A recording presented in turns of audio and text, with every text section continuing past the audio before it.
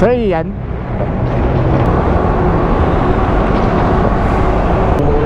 Okay na sir? Okay. Lapit lang. So yun, good afternoon mga ka-rides. Second day ng ating pag-side hustle sa buwan ng January taong 2025. So kamusta kayo mga ka-rides? Sana ay ayos lang kayo. So may nakuha nga agad tayong booking at malapit lang din ang drop off. Dito lang sa may barangay 140 Caloocan. So sana maganda na ang biyahe natin for today. So update na lang mga rides pag nasa drop off na kami.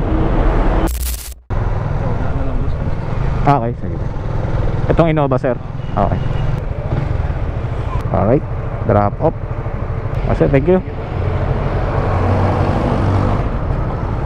So yun, drop na ang ating unang pasahero. And waiting tayo ng ating pangalawa. Tambay muna tayo dito sa Gedli. So yun, update ko na lang kayo mga ka-rides pag pinasukan na ulit ng booking.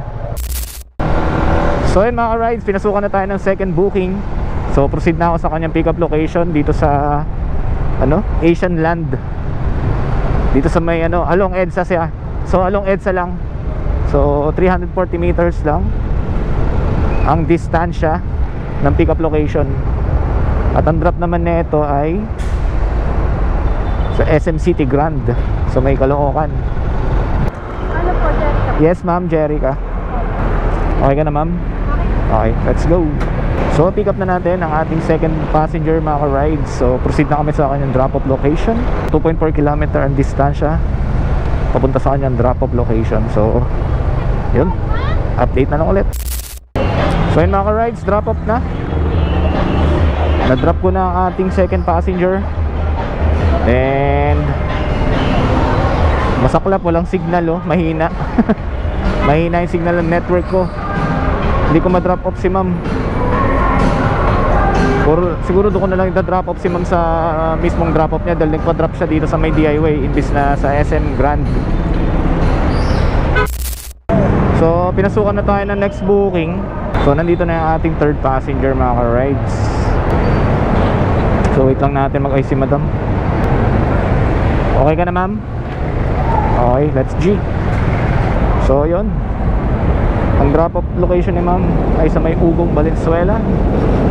So ang travel distance ng kanyang drop off location is 7.4 km. So proceed na kami sa kanyang drop off location mga ka-rides. So update ko na lang kayo. Thank you. So yun mga ka-rides, sa drop na ang third passenger. So update mga ka-rides. So gapang mode muna dahil walang pumasok na booking mula dun sa last drop ko. So nagbakasakali ako, kaya ito, gapang mode. So sana hindi muna umulan. So kahapon nakaisang biyahe lang ako. Good thing din kasi malakas yung ulan kagabi. So kung nagtuloy-tuloy rin pala yung biyahe ko, malamang sa malamang maliligo sa ulan. So yun din, may purpose din bakit hindi siguro tayo pinasukan ng booking. Dahil yun nga, dahil mahirap magkasakit. So wala naman bibigay ng compensation ang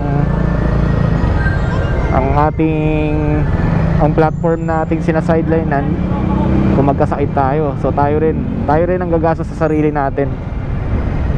So yun din, yun nga yung purpose nun. Kaya siguro hindi rin tayo pinasukan ng so hindi na tayo pinasukan ng booking.